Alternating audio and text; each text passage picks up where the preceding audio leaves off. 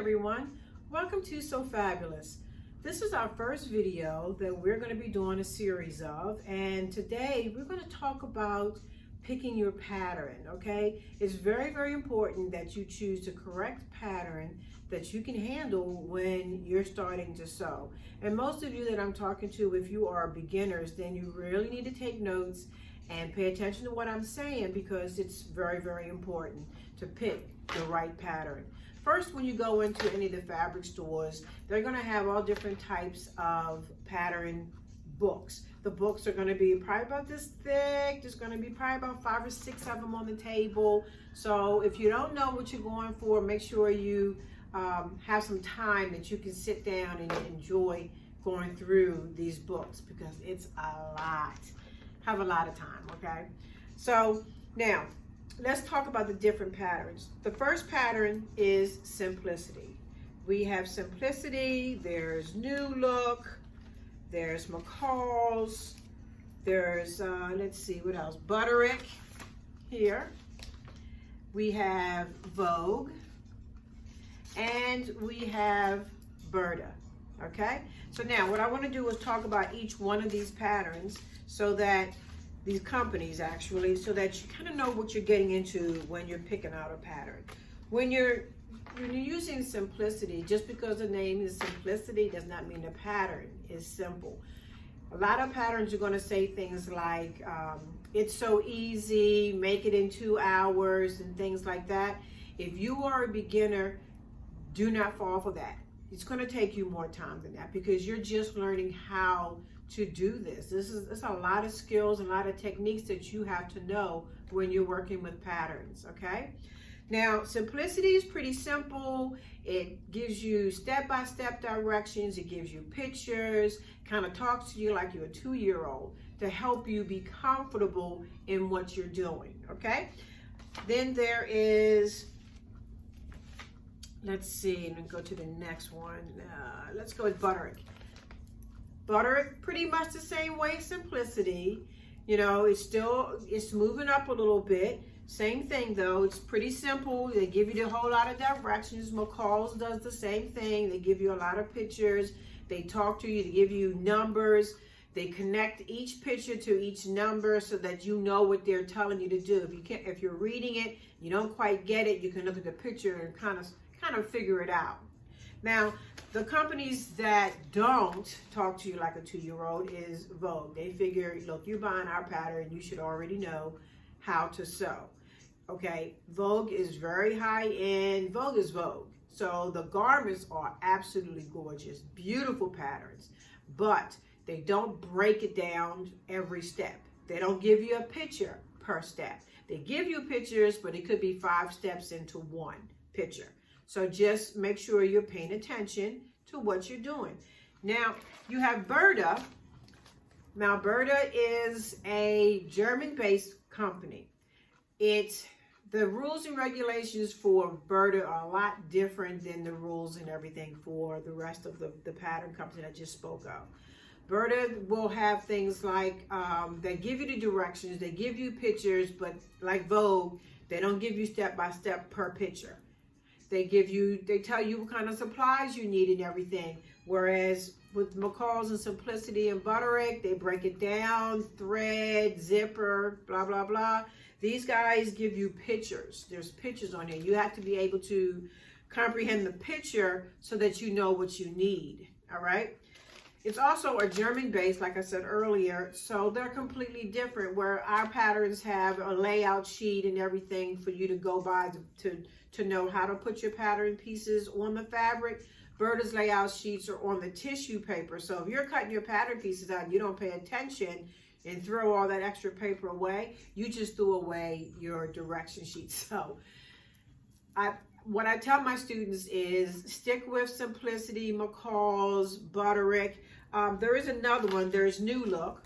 New Look is pretty decent too. You know, it's not a bad pattern either. I like New Look. They have some really nice fashions as well. So stick with these guys first before you step into Vogue and Berta, okay? So now, let's talk about the front and the back of the pattern. We're going to use this Simplicity pattern, all right? Now, what people do is they go through the book, They find their pattern. They, there's, like I said, there's like 4 or 5 books on the table. You need to write down the numbers. The number you write down is this number that's written right here. That number pertains to how you go into the drawer and find it. You look for 2249. You go to the simplicity drawers. You fumble through till you find the number. And what a lot of people do is they find it. They get so excited. They pull it out the drawer. And the first thing they do is they turn it over. And then they shoot to pick up the fabrics and anything else that they need.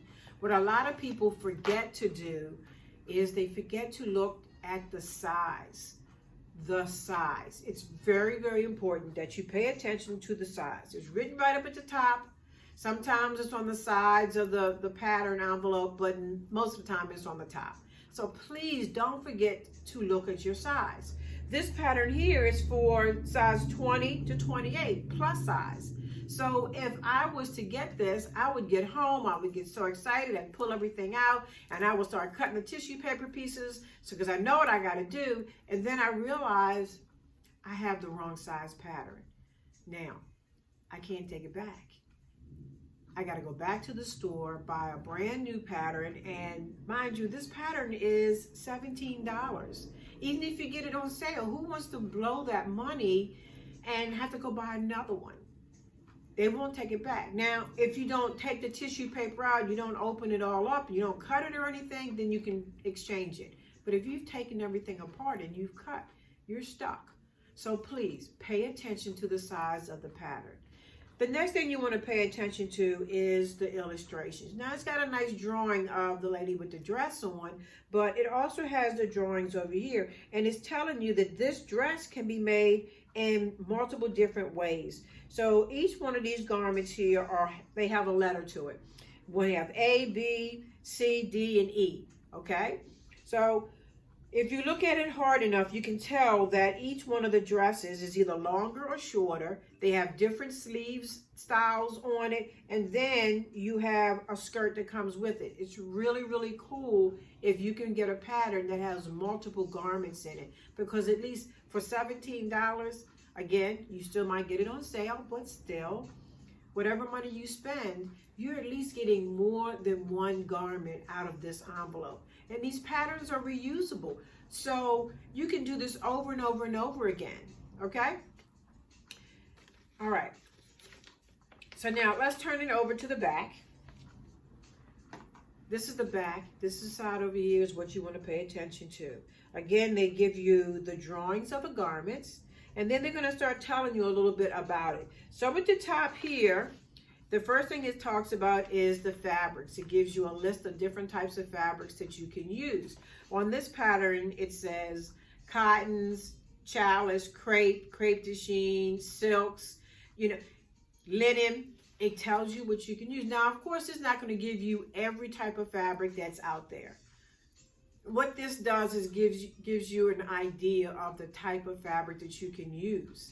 Now, what some people like to try to do is they'll find their fabric first, and then they'll get the pattern. And the fabric that they might have fell in love with was something that was stretchy. It didn't list anything stretchy on the back of this envelope. So if your fabric is stretchy, you cannot use it for this pattern. If the pattern says stretchy, then you can't use woven fabric for your pattern. You cannot mix the two. Unless you've been sewing for a good while and you've kind of gotten under your belt, you understand the differences between each one of the fabrics, then okay. But if you're just starting out, don't do it.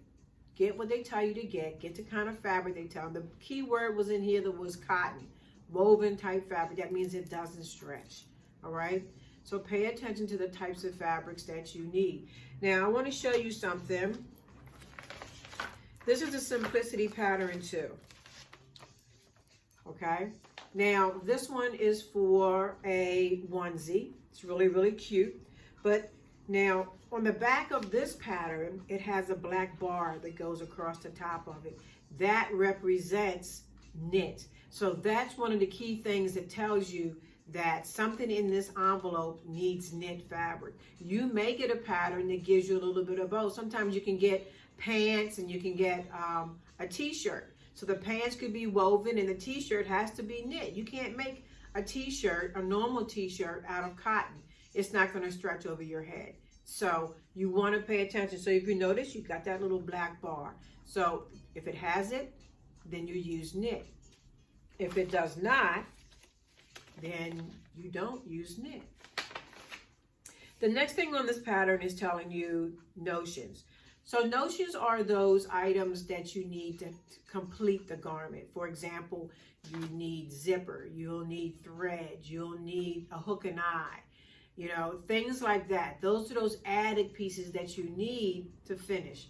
The other things that you have, the zipper, the straight pins, the measuring tape, the seam ripper, that goes with your sewing machine, and that's your components to your staples.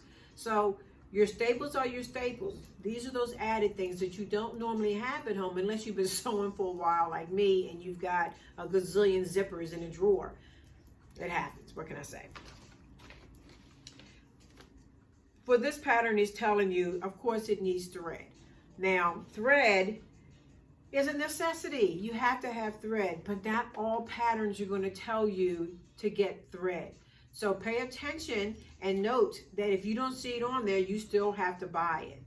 They think that you, like Vogue. Vogue probably doesn't even tell you to get thread because they know that you should know that you need it. It also says ABCD, 1 22-inch zipper, hook and eye, all right? So ABCD, that's all the dresses. That's right here, okay? A, B, C, and D, and that's the top. They all have zippers, and they're telling you that that's what they need. So you want to make sure that you're paying attention, because then it goes in and it breaks down and it says A and D, a package of elastic. Letter D, buttons.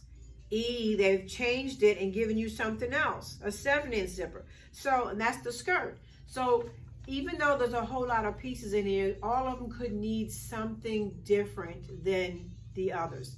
So pay attention to what the notions is telling you to get and make sure you don't forget it. It said zipper. It doesn't tell you an invisible, or is it an all-purpose zipper? Is it separating? Well, you know, separating zippers are zippers that, for like coats, you hook them together and you zip up and it comes apart. You're not going to put that in a dress, at least not in this one, because it doesn't open up like that. But an invisible zipper is exactly what it is, an invisible zipper. Most people put invisible zippers in their dresses, but a lot of people like the all-purpose as well. So you have a choice between those two. If you know how to put an invisible zipper, then go for it. But if you don't do the invisible, do the all-purpose. The other things that you need to pay attention is the measurements. It has the body measurements listed so that you can tell what kind of size you're going to be to buy this pattern, first of all, and to know how many yards that you need for your size. So the 3 measurements that they're giving you, they're saying the bust, the waist, the hip, and the back, neck to waist. So what they're telling you to do, and we're going to do a real quick measurements here. The bust, make sure I got it going the right way. The bust is coming across here, and you get it to 38 inches. The waist is right here. That would be 31. Lining. So on this pattern, the lining is listed as 45 inches wide. Know that you do not have to use 45-inch wide lining. You might find a piece of fabric that's 60 inches, but will look fabulous underneath your jacket or your skirt or whatever you're making.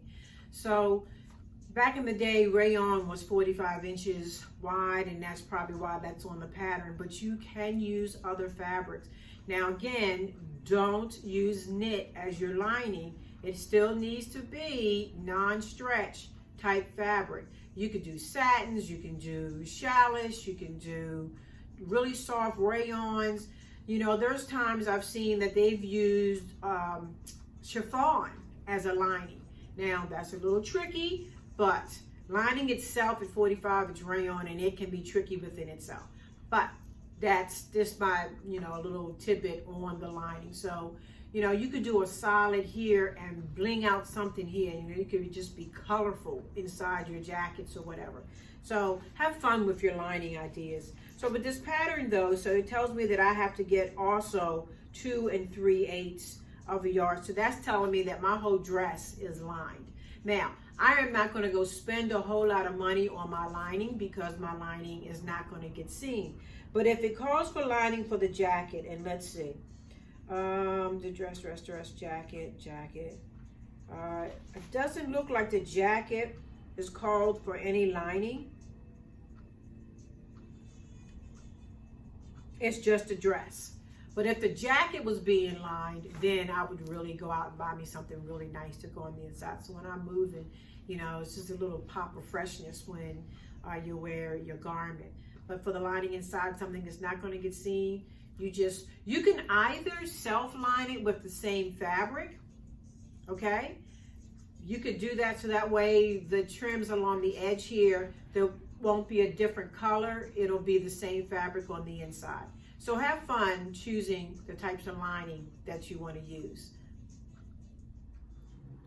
In this class, you have learned how to read the front and back of a pattern. But don't forget the most important things. Then make sure that your pattern is your size, located on the front. Pay attention to the types of fabrics you can use for that garment and the notions that you'll need to complete the garment, as well as in case it needs interfacing or it may need lining. So make sure you read over everything before you walk out the store. I hope you enjoyed the class. I look forward to seeing you in our next class, which will be how to lay out your pattern. If you have any questions, you are more than welcome to send me an email at sofabulous@gmail.com. Enjoy sewing. Bye now.